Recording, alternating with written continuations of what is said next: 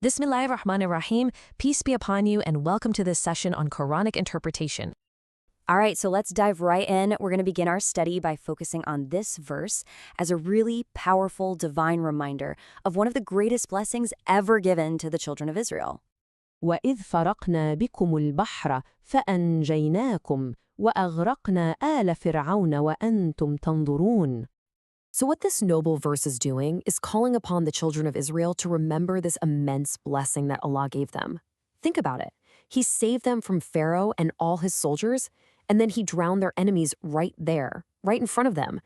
This was done in a way that would just skyrocket their faith and make them absolutely certain of Allah's power. Now, the significance here really comes down to the wording "for you." The Arabic phrase "farakna bikumul bahr" really emphasizes that this whole event, the parting of the sea, was done specifically for them, on their behalf. I mean, can you imagine? The water itself was made to stand up like these giant towering walls, creating these wide, totally dry paths in between, just to make sure they were completely safe. So, how did this incredible miracle actually happen? Let's explore the step-by-step details of how this magnificent event unfolded based on the narrations. You have to picture the scene, right? Pharaoh's army is closing in. It looks completely hopeless. And it's at that very moment that Allah revealed to Prophet Moses, peace be upon him, to strike the sea with his staff and to make this very specific supplication, invoking the high spiritual station of the final prophet and his family. And what this shows us so brilliantly is that this wasn't just a single event. It was a multi-layered miracle. Every time the people had a fear, they were worried about the ground being muddy, or that the 12 tribes might start fighting, or about being separated and losing sight of each other, divine intervention addressed each and every concern. A wind came and dried the land. 12 separate paths were created, and then, amazingly, windows appeared in the actual walls of water so they could see each other and feel safe. Okay, now we get to the climax of this event. Let's see how all of this builds to the final, dramatic outcome for Pharaoh and his entire army. And the timing here was just perfect. It was absolutely divinely orchestrated. The very instant the last of the believers stepped onto safe ground, and just before the first of their enemies could do the same, Allah commanded the sea to go back to its natural state. And just like that, the walls of water collapsed. And the verse makes sure to emphasize this key detail. While you were looking on. This wasn't some story they heard about later, no. This allowed the children of Israel to witness the absolute end of their oppressors with their own eyes, which solidified their faith and left zero doubt about Allah's promise and power. So beyond this incredible story, the verse itself holds some fascinating linguistic details.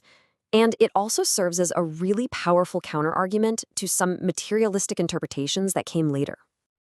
This brings up an interesting linguistic question that the scholars of tafsir, or Quranic exegesis, have looked into.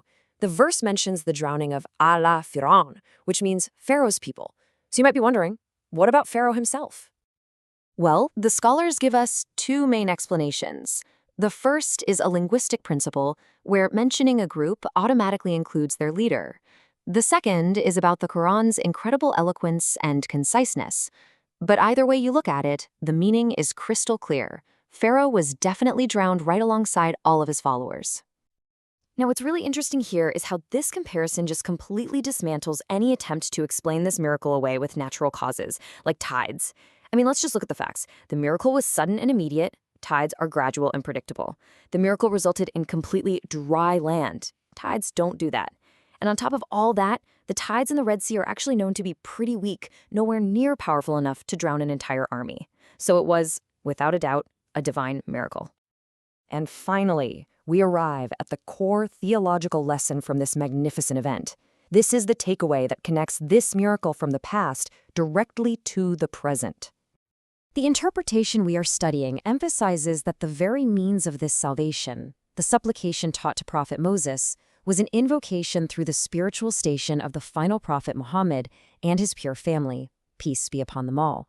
This draws a direct line, connecting that pivotal event in the history of the children of Israel to the honor and high station of the Prophet Muhammad and his family. The salvation of their ancestors was tied directly to his dignity.